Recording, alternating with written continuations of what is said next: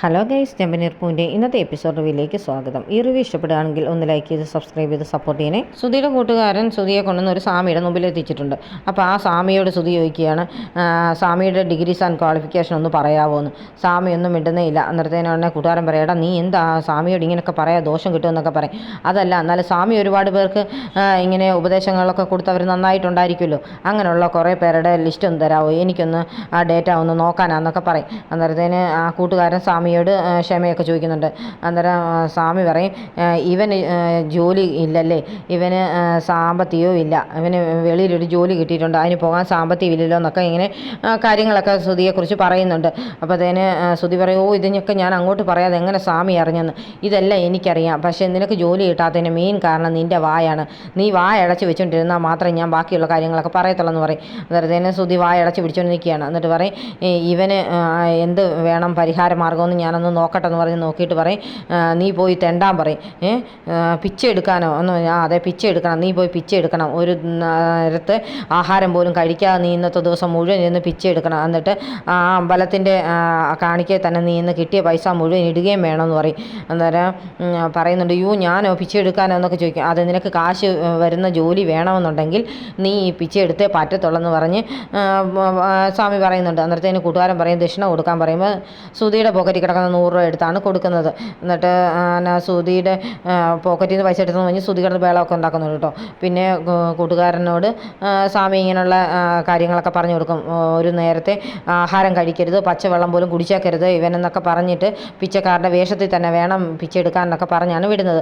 അന്നേരം ഇവർ സ്വാമിയുടെ അടുത്തുനിന്ന് തിരിച്ചിറങ്ങി കഴിയുമ്പം കൂട്ടുകാരൻ പറയുന്നുണ്ട്, വാ നമുക്ക് ഉടനെ അടുത്ത സ്ഥലത്തേക്ക് പോകാമെന്ന് പറഞ്ഞ് സുധിയെ കൊണ്ടുവന്നൊരു അമ്പലത്തിൻ്റെ വാതിക്കലെത്തിക്കുക. എന്താ പറയുക, ഇതെന്തിനാണ് നമ്മളിവിടെ വന്നത്, പ്രാർത്ഥിക്കാനാണെന്ന് ചോദിക്കും. അതല്ല, ഇന്ന് ഇവിടെയാണ് നിങ്ങളുടെ ഡ്യൂട്ടി എന്ന് പറഞ്ഞ് സുധിയെ വിളിച്ചുകൊണ്ട് അകത്തേക്ക് പോവാണ്. സ്വാമി പറഞ്ഞ പരിഹാര മാർഗ്ഗമൊക്കെ ചെയ്യണ്ടേ എന്ന് പറഞ്ഞിട്ട് കുറേ പിച്ചക്കാരെയൊക്കെ കാണിക്കുന്നുണ്ട്. ഇനി അവരുടെ കൂടെ പോയി നീ ഇരുന്ന് പിച്ച എടുക്കണമെന്ന് പറഞ്ഞിട്ട് സുധിക്ക് ഇടാനുള്ള കോസ്റ്റ്യൂംസാന്ന് പറഞ്ഞ് പഴയ ഒരു ബനിയനും കീറിയ ബനിയനും ഒരു കൈലിയൊക്കെ കൊടുക്കുന്നുണ്ട്.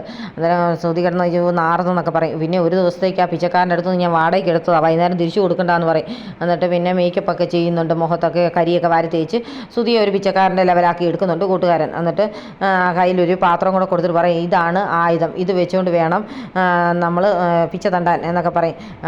എനിക്ക് പറ്റത്തില്ല, ഇങ്ങനെയൊക്കെ വേണോ എന്നൊക്കെ ചോദിക്കും. അത് ഇങ്ങനെ വേണം, എന്നാലേ പരിഹാരമാകത്തുള്ളൂ, വരാൻ പറഞ്ഞ് സുധിയെ കൊണ്ടുവന്ന് ആ പിച്ചക്കാരുടെ ഇടയിലേക്ക് വിടുകയാണ്. സുധിക്ക് അവിടെ വന്നിരുന്നത് ആ പിച്ചക്കാർക്ക് ഒട്ടും ഇഷ്ടപ്പെടുന്നില്ല. ഈ ഏരിയ ഞങ്ങളുടെ, നീ ഇവിടുന്ന് മാറണമെന്നൊക്കെ പറയും. അയ്യോ സാറേ, ഞാനൊരു പരിഹാര മാർഗ്ഗത്തിന് വേണ്ടിയാണ് ഇവിടെ വന്നിരുന്നതെന്നൊക്കെ പറയും. ഞാൻ ഒരു ദിവസത്തേക്കേ ഇരിക്കത്തുള്ളൂ എന്ന് പറയും. ഞങ്ങളുടെ യൂണിയനിൽ നീ അങ്ങൊന്നും അല്ലല്ലോ എന്ന് പറയും. സാറേ, നിങ്ങൾക്ക് യൂണിയനൊക്കെ ഉണ്ടോയെന്ന് ചോദിക്കും. പിന്നെ ഞങ്ങൾ യൂണിയനൊക്കെ ഉള്ള ആൾക്കാരാണ്, അതുകൊണ്ട് വേണമെങ്കിൽ ഇന്നൊരു ദിവസത്തേക്ക് ഇരുന്നു, നാളെ രാവിലെ ഇവിടുന്ന് സ്ഥലം മാറിക്കണം കേട്ടോ എന്നൊക്കെ പറയും. സുധി അത് സമ്മതിക്കുന്നുണ്ട്. ഈ സമയം രേവതി അമ്പലത്തിൽ പോകാനായിട്ട് ഒരുങ്ങിയിട്ട് സച്ചിയെ വിളിച്ച് നോക്കുന്നുണ്ട്, അമ്പലത്തിൽ പോകാണെന്നുള്ള കാര്യം പറയാനായിട്ട്. സച്ചി ഫോൺ എടുക്കുന്നില്ല. എന്നാൽ പിന്നെ പിന്നീട് തിരിച്ച് വിളിച്ചോളൂ എന്ന് പറഞ്ഞ് രേവതി അമ്പലത്തിലേക്ക് പോകുന്നതായിട്ട് കാണിക്കുന്നുണ്ട്. സുധി ഈ സമയം ഇവരുടെ എല്ലാം കൂടെ ഇരുന്ന് പിച്ച തണ്ടുകയാണ്, അമ്മ വല്ലതും തരണേന്നൊക്കെ പറഞ്ഞ്. അന്നേരത്തേന് സുധി ആ കൂട്ടത്തിലുള്ള പിച്ചക്കാരനോട് പറയുന്നുണ്ട്, സാറേ എന്നെ വിശക്കുന്നെന്ന്. നിനക്ക് വിശക്കുന്നുണ്ടോ എന്ന് ചോദിച്ചിട്ട് അയാൾ ഉടനെ ഐഫോൺ എടുത്താണ് ഓർഡർ ചെയ്യുന്നത്. എടാ, ഹോട്ടലിലൊന്നും പോയി കഴിക്കാൻ പാടാ, അത് കാരണം നമ്മൾ ഓർഡർ ചെയ്താൽ മതി, അവർ സാധനം ഇവിടെ കൊണ്ട് തന്നോളൂ എന്ന് പറയും. അപ്പോൾ ഐഫോണോ എന്ന് ചോദിക്കും. അതേ ചിതൊക്കെ ചെറുത്, വലുത് വീട്ടിൽ കിടപ്പുണ്ടെന്ന് പറയുന്നുണ്ട് അയാൾ. എന്നിട്ട് ഫുഡ് ഓർഡർ ചെയ്തെന്നുടനെ ഡെലിവറി ബോയ് ഫുഡൊക്കെ കൊണ്ട് കൊടുക്കുന്നുണ്ട്. ആ പിച്ചക്കാരനുടനെ ടിപ്പ് വരെയും കൊടുത്താണ് അയാളെ വിടുന്നത്. എന്നിട്ട് സുധിയും കൂടെ വിളിച്ചുകൊണ്ട് പോയി വെജിറ്റബിൾ ബിരിയാണിയൊക്കെ കൊടുക്കുന്നുണ്ട്. സുധിക്ക് അങ്ങ് ഭയങ്കര സന്തോഷമാണ്. അന്നേരം ആ സമയത്താണ് കൂട്ടുകാരൻ ഫോൺ വിളിക്കുന്നത്. എന്നിട്ട് എങ്ങനെയാണ് പൈസയൊക്കെ കിട്ടുന്നുണ്ടോ എന്നൊക്കെ ചോദിക്കുന്നുണ്ട്. പൈസയൊന്നും കിട്ടുന്നില്ലെന്ന് പറയും. ഞങ്ങൾ ഫുഡ് കഴിക്കാൻ തുടങ്ങുകയെന്ന് പറയുന്നുണ്ട്. ഫുഡ് കഴിക്കാനോ, നിന്നോട് സ്വാമിജി എന്നാ പറഞ്ഞ്, നീ ഫുഡ് കഴിച്ചേക്കരുത്, ഒരു തുള്ളി വെള്ളം പോലും ഇറക്കരുതെന്നാണ് പറഞ്ഞ്, ഓർക്കുന്നില്ലേ, നിൻ്റെ ഈ വേഷം കെട്ടലിന് വല്ല ഫലം ഉണ്ടാകണമെങ്കിൽ നീ ഫുഡ് കഴിക്കാൻ പാടില്ലെന്ന് പറയും. ഉടനെ സുധി സങ്കടത്തോടു കൂടി ഫുഡ് തിരിച്ചു വെച്ചിട്ട് പറയും, എനിക്ക് വേണ്ട, എൻ്റെ ഫലം പോകുക, അത് കാരണം വേണ്ടെന്ന് പറഞ്ഞ് സങ്കടപ്പെട്ട് എഴുന്നേറ്റ് പോവുകയാണ്. വീണ്ടും വന്നിരുന്ന് പിച്ച തണ്ടിക്കൊണ്ടിരിക്കുന്ന സമയത്താണ് രേവതി അങ്ങോട്ട് കയറി വരുന്നത്. രേവതി ഓരോരുത്തർക്കും ഇങ്ങനെ പൈസ കയ്യിലിട്ട് കൊടുത്ത് വരുന്നത് കാണുമ്പോഴത്തേന് എന്നാ സുധി ഞെട്ടിപ്പോകുന്നുണ്ട്. ദൈവമേ, അവൾ എന്തിനാ ഇങ്ങോട്ട് വന്നത്, അവൾ എന്നെ കണ്ടു കഴിഞ്ഞാൽ വീട്ടിൽ ചെന്ന് പറയുമല്ലോ എന്ന് പറഞ്ഞ് പേടിച്ച് മുഖത്തൊരു തോർത്തെടുത്തിട്ട് ഇങ്ങനെ മുഖം മറച്ചിട്ട് രേവതിക്കിട്ട് നോക്കുന്ന സുധിയെ കാണിച്ചുകൊണ്ടാണ് ഇന്നത്തെ എപ്പിസോഡ് അവസാനിക്കുന്നത്.